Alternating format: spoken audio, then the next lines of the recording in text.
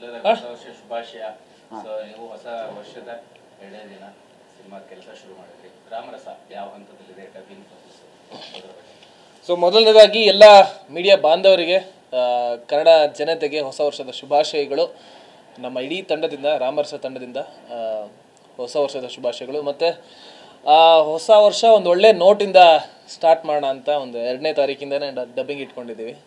So it is going out really well. ಇನ್ನು ಮಿಕ್ಕಿದ್ದು sir ಹೇಳ್ತಾರೆ. ಹೇಳಿ ನೋಡಿ, ಅಲ್ಲಿ ಮಾಡಿರ್ತೀವಿ, ಬಟ್ ಅದೇ ಎನರ್ಜಿ ಇಟ್ಕೊಂಡು ಡಬ್ಬಿಂಗ್ ಮಾಡೋವಂಥದ್ದು ತುಂಬ ಕಷ್ಟದ ಕೆಲಸ.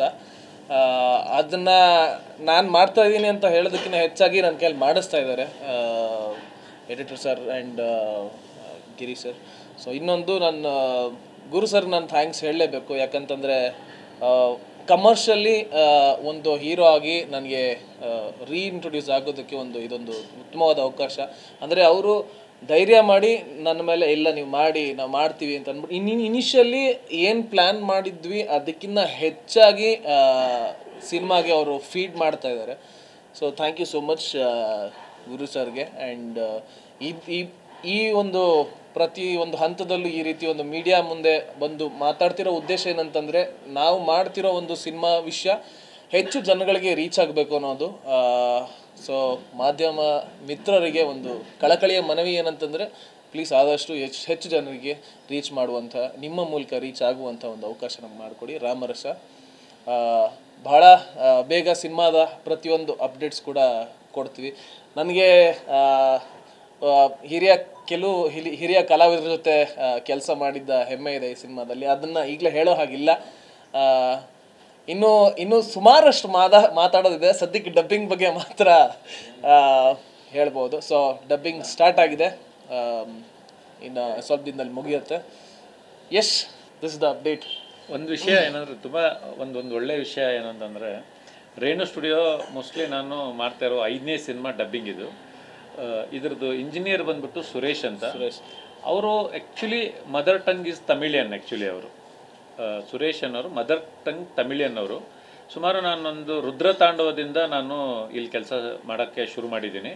ಸುಮಾರು ಸಿನಿಮಾಗಳು ಇಲ್ಲಿ ರಕ್ಷಿತ್ ಶೆಟ್ಟಿಯವರ ಅಷ್ಟು ಸಿನಿಮಾಗಳು ಇಲ್ಲೇ ಡಬ್ಬಿಂಗ್ ಆಗಿದೆ. ಕಾಂತಾರ ಇಲ್ಲೇ ಡಬ್ಬಿಂಗ್ ಆಗಿದೆ.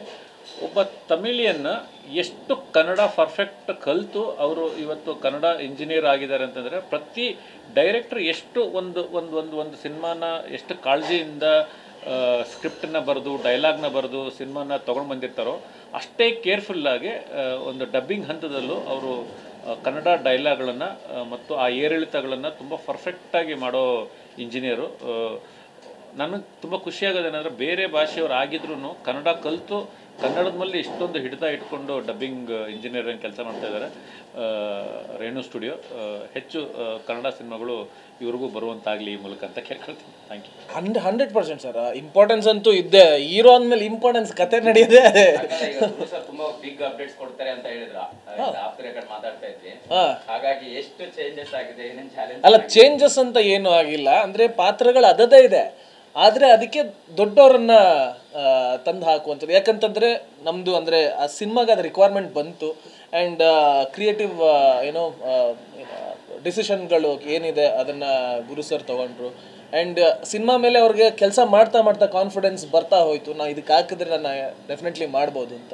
ಹಾಗಾಗಿ ಆ ರೀತಿ ಇಲ್ಲ. ಏನಂದರೆ, ಪ್ರೇಮಲೋಕಗೆ ರವಿಚಂದ್ರನ್ ಸರೇ ಹೀರೋ. ರವಿಚಂದ್ರನ್ ಸರೇ ಪ್ರೇಮಲೋಕ ಹೀರೋ. ಆದರೆ ಅಲ್ಲಿ ಬರೋ ಅಂಬರೀಷ್ ಸರ್ ಇರ್ಬೋದು, ವಿಷ್ಣು ಸರ್ ಇರ್ಬೋದು, ಮಿಕ್ದವರೆಲ್ಲರೂ ಆ್ಯಡ್ ಆನ್, ಆ ಥರ ಒಂದು ಆ್ಯಡ್ ಆನ್ ಆಗಿರೋ ಅಂಥ ಸಿನಿಮಾ. ಜೈಲರಲ್ಲೂ ನೀವು ತೊಗೊಂಡ್ರೆ ಶಿವಣ್ಣ ಬರೋದು ಒಂದು 3 ಸೀನೇ ಇರ್ಬೋದು, ಆದರೆ ಶಿವಣ್ಣವ್ರು ಬಂದರೆ ಥಿಯೇಟ್ರಲ್ಲಿ ಆ ಮಟ್ಟಿಗೆ ಸೌಂಡ್ ಬರುತ್ತೆ. ಆ ಥರ ಆ್ಯಡಪ್ ಆಗಿರುವಂಥ ಪಾತ್ರಗಳು.